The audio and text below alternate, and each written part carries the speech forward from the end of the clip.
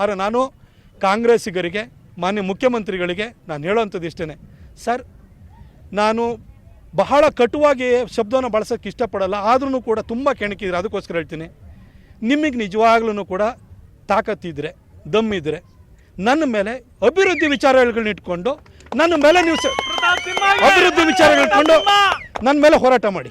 ಅಭಿವೃದ್ಧಿ ವಿಚಾರನ ನಾನು 9.5 ವರ್ಷದಲ್ಲಿ ಏನು ಕೆಲಸ ಮಾಡಿದ್ದೀನಿ, ನೀವು 40 ವರ್ಷದಲ್ಲಿ ಏನು ಕಟ್ಟೆ ಹಾಕಿದ್ರಿ ಅದನ್ನ ಇಟ್ಕೊಂಡು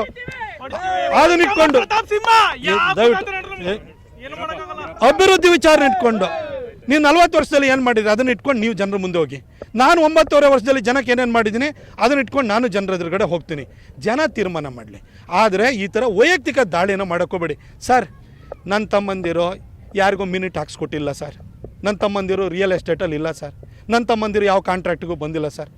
ದಯವಿಟ್ಟು ಇದನ್ನೆಲ್ಲ ಮಾಡ್ತಿರೋರು ಯಾರ ಮಕ್ಕಳು ಅಂತ ಕರ್ನಾಟಕದ ಜನಕ್ಕೆ ಗೊತ್ತು. ದಯವಿಟ್ಟು ವೈಯಕ್ತಿಕ ದಾಳಿ ಮಾಡೋದನ್ನು ಬಿಡಿ ಸರ್. ಎಲ್ಲರ ಬಗ್ಗೆ ವೈಯಕ್ತಿಕ ದಾಳಿ ಮಾಡೋಕ್ಕೆ ಹೋದ್ರೆ ನನ್ನ ಹತ್ರನೂ ದಾಳಿ ಮಾಡೋಕ್ಕಾಗುತ್ತೆ, ನಾವು ಮಾಡಲ್ಲ ಅಂತ ರಾಜಕಾರಣನ. ಜನಕ್ಕೆ ಅಲ್ಟಿಮೇಟ್ಲಿ ಬೇಕಾಗಿರೋದು ಅಭಿವೃದ್ಧಿ ಮಾತ್ರ.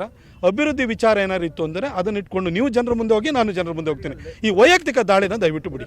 ಸಿಂಗ್ ಅವರು ಸಹ ಒಂದು ಆರೋಪವನ್ನು ಮಾಡಿದ್ರು, ಅವರ ಮಗನನ್ನ ಇಲ್ಲಿ ಚುನಾವಣೆಗೆ ನಿಲ್ಲಿಸಲಿಕ್ಕೆ ನಿಮ್ಮನ್ನ ಟ್ರ್ಯಾಪ್ ಮಾಡುವಂತ ಕೆಲಸವನ್ನು ಮಾಡ್ತಾರೆ. ಅದು ಅನ್ಸುತ್ತದೆ ಎಷ್ಟಿಂದ ಸಿದ್ದರಾಮಯ್ಯಗೋಸ್ಕರ ನಿಮ್ಮ ಮೇಲೆ ಟಾರ್ಗೆಟ್ ಮಾಡುವಂತ ಕೆಲಸ ಆಗ್ತಾ ಇದೆ ಅಂತ ಅನ್ಸುತ್ತಾ?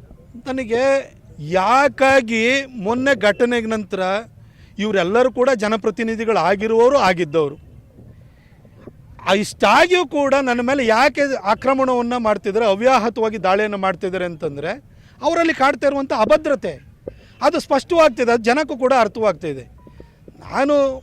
ಇವರು ಇಷ್ಟು ರಾಜಕಾರಣದಲ್ಲಿ ಇಷ್ಟೆಲ್ಲ ಅನುಭವ ಇರುವಂಥವ್ರು, ವ್ಯವಸ್ಥೆ ಯಾವ ರೀತಿ ನಡೀತದೆ, ಯಾವ ರೀತಿ ವಿಧಾನಸಭೆ ಇರ್ಬೋದು, ವಿಧಾನ ಪರಿಷತ್ ಇರ್ಬೋದು, ಸಂಸತ್ ಇರ್ಬೋದು, ಅದು ಫಂಕ್ಷನ್ ಆಗುತ್ತೆ ಅನ್ನೋದು ಗೊತ್ತಿದ್ದಾದ್ಮೇಲೂ ಕೂಡ ನನ್ನ ಮೇಲೆ ದಾಳಿ ಮಾಡ್ತಾಯಿದ್ದಾರೆ ಅಂತೇಳಿ ಹೇಳಿದರೆ ಇದ್ರ ಹಿಂದೆ ಅವರ ರಾಜಕೀಯ ದುರುದ್ದೇಶ ಇದೆ ಅನ್ನೋದು ಸ್ಪಷ್ಟವಾಗ್ತಾಯಿದೆ.